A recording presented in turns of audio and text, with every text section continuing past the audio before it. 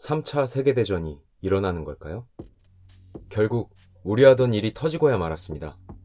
2022년 2월 24일 새벽, 러시아의 블라드미르 푸틴 대통령은 TV 연설을 통해 우크라이나 동부 돈바스 지역에서 특별 군사작전을 수행할 것이다. 러시아의 행동을 방해하는 어떤 외세의 시도도 그들이 과거에 보지 못한 방식의 결과로 이어질 것이다. 라고 발표하며 우크라이나의 침공을 시사했습니다. 이후 러시아는 곧바로 우크라이나의 수도 키예프를 비롯한 여러 지역의 미사일 공격을 감행하며 본격적인 우크라이나 침공을 시작했습니다. 로이터 통신에 따르면 이날 러시아는 약 160발의 미사일을 발사했으며 이로 인해 약 220명의 우크라이나인 사상자가 발생했다고 합니다. 많은 분들이 이 사태에 대하여 전쟁 나는 거 아니야?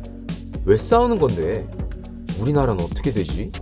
어떻게 흘러가고 있는 건데? 등 여러 궁금증을 가지고 계십니다. 하지만 시시각각 변하는 상황, 수많은 뉴스를 하나하나 알아보기 쉽지 않은 것이 사실이죠. 그래서 저는 여러분의 의문점을 모아 하나하나 짚어가 보려고 합니다. 이번 영상에서는 러시아가 우크라이나를 침공한 이유에 대하여 이해하기 쉽게 설명해 드리려 합니다. 그럼 바로 시작하겠습니다. 먼저 이를 쉽게 이해하기 위하여 짧게 두 나라의 역사적 관계에 대해 알아보겠습니다. 이야기는 882년도 동유럽에 건국된 키예프 루스라는 나라에서 출발합니다. 키예프? 어디서 많이 들어보지 않았나요? 네. 우크라이나의 수도 키예프가 바로 이 키예프 루스에서 유래됐습니다. 이후 1283년에는 모스크바 대공국이라는 국가가 건국되는데요. 눈치채셨겠지만 모스크바 대공국이 바로 러시아의 뿌리입니다. 모스크바 대공국은 키예프 루스의 제후국 출신으로 우리는 여기서 러시아와 우크라이나는 모두 키예프 루스의 뿌리를 두었음을 알 수 있습니다. 이후 17, 18세기에 모스크바 대공국은 러시아 제국이 되고요.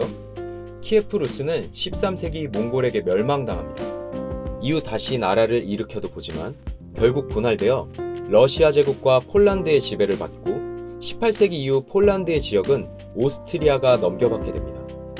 이후 벌어진 1차 세계대전 이후 오스트리아가 패전국이 되자 오스트리아가 지배했던 지역에서 우크라이나 인민공화국을 세우며 독립을 선언하게 됩니다. 하지만 이도 잠시 다시 폴란드에게 편입된 뒤 세계 2차 세계대전 이후 해당 지역을 포함한 모든 지역이 다시 소련에게 편입되게 됩니다. 2차 세계대전이 끝난 후 미국과 소련 사이에 냉전 시대가 열리는데요. 미국은 캐나다를 비롯한 유럽 국가들과 함께 동유럽에 주둔한 소련군을 견제하기 위하여 1949년 북대서양 조약기구, 일명 나토라는 연합체를 만듭니다. 소련 또한 공산권 국가들과 1955년 바르샤바 조약기구를 만들어 이를 견제하죠. 이러한 냉전은 1989년 베를린 장벽이 무너질 때까지 지속됩니다. 1990년 미국과 소련은 통일된 독일의 처우에 대한 합의의 장을 만듭니다. 여기서 양국은 한 가지 조약을 맺게 되는데요. 소련이 서독 중심의 통일에 동의하는 대신 나토가 동쪽으로 더 이상 세력 확장을 하지 않겠다는 내용이었습니다.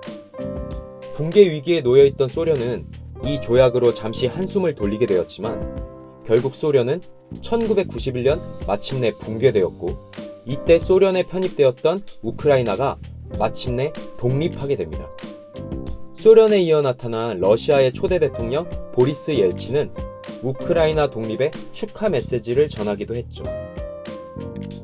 1991년 러시아는 우크라이나, 벨라루스 등 옛 소련에 편입되어 있던 10개국과 함께 CIS라 불리는 독립국가연합을 출범시키게 됩니다.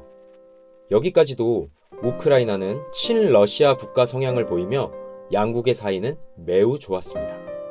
지금까지 러시아가 우크라이나를 침공한 이유를 이해하기 위해 양국의 짧은 역사에 대해 알아보았습니다. 그럼 이제 러시아가 우크라이나를 침공한 본격적인 이유에 대하여 알아보겠습니다. 본격적인 문제는 소련 붕괴 후 나토의 세력 확장과 우크라이나가 반러시아 행보를 보임에 따라 발생했는데요. 나토는 조약과는 달리 소련 붕괴 후 점점 동쪽으로 세력을 확장했습니다. 폴란드, 헝가리를 포함한 부공산권 국가들이 나토에 차례대로 가입했고, 러시아의 지속적인 불만과 항의에도 불구 러시아의 턱밑까지 나토는 세력을 확장해 나갔습니다. 우크라이나의 반러시아 행보는 2013년 우크라이나가 EU와 협정을 포기하며 시작됩니다. 당시 대부분이 반러시아 성향을 가진 국민들은 이에 반대하여 반정부 시위를 일으키는데요. 이를 통해 대통령이 러시아로 망명을 시도하며 축출되고 새로운 정치 세력이 등장하기도 했죠. 이후 우크라이나는 점점 반러시아 성향을 가진 국가로 탈바꿈하게 됩니다. 하지만 우크라이나의 모든 국민이 반러시아 정서를 가진 건 아니었는데요. 2014년 우크라이나 남쪽에 위치한 크림반도에서는 친러시아 성향의 국민들이 투표를 통해 크림반도의 러시아 편입을 결정해버렸습니다. 이에 러시아는 크림반도에 군대를 주둔시키며 크림반도를 러시아에 편입시켜 버렸는데요. 같은 해 우크라이나 동부에 위치한 돈바스 지역 또한 친러시아 세력들이 러시아 편입을 주장하며 우크라이나 정부군과 부딪혔고, 이는 돈바스 전쟁이라 불리며 지금까지도 크고 작은 분쟁들이 계속 일어나고 있는 상황입니다. 이후 2017년 우크라이나 정부는 과거 불발된 EU와 협정을 체결하였고, 2018년에는 CIS를 탈퇴하기에 이릅니다. 여기에 결정적으로 우크라이나의 나토 가입 추진이 재개되며 러시아와의 갈등은 극에 달하게 되었고요. 결국 2022년 2월 24일 러시아는 우크라이나 키예프를 비롯한 여러 지역에 침공을 강행하게 됩니다. 그렇다면 러시아는 왜 우크라이나의 나토 가입을 전쟁을 불사하면서까지 막으려 할까요? 러시아 입장에서 살펴보겠습니다. 우크라이나가 나토에 가입하게 될 시 우크라이나는 나토군의 방위를 비롯한 여러 군사적 지원을 받게 되고요. 나토의 군대가 러시아와 국경을 맞대고 있는 우크라이나까지 주둔하게 됩니다. 러시아는 이를 크나큰 안보 위협으로 판단하고 있습니다. 또한 러시아의 주요 수출 품목인 천연가스를 유럽에 공급하는 가스관 대부분이 우크라이나를 통과하고 있는데요. 우크라이나가 나토 가입으로 러시아의 통제권에서 벗어나 가스관에 문제가 생긴다면 경제적 타격은 물론 천연가스 수입 의존도가 높은 유럽과의 협상권 및 견제 수단을 잃을 수도 있습니다. 때문에 러시아 입장에서는 우크라이나의 나토 가입 및 반러시아 행보를 결사 반대할 수밖에 없고, 이에 따른 군사 행동을 하기에 이른 것입니다. 결론적으로 러시아에게 있어 우크라이나는 군사적, 경제적 요충지이기에 러시아 입장에선 나토의 개입으로 인한 여러 가지 위협으로부터 자국의 이익을 지키고자 하는 입장이며, 이를 위해 우크라이나를 침공한 것으로 알 수 있습니다. 오늘은 러시아가 우크라이나를 침공한 이유에 대하여 간략하게 알아보았습니다.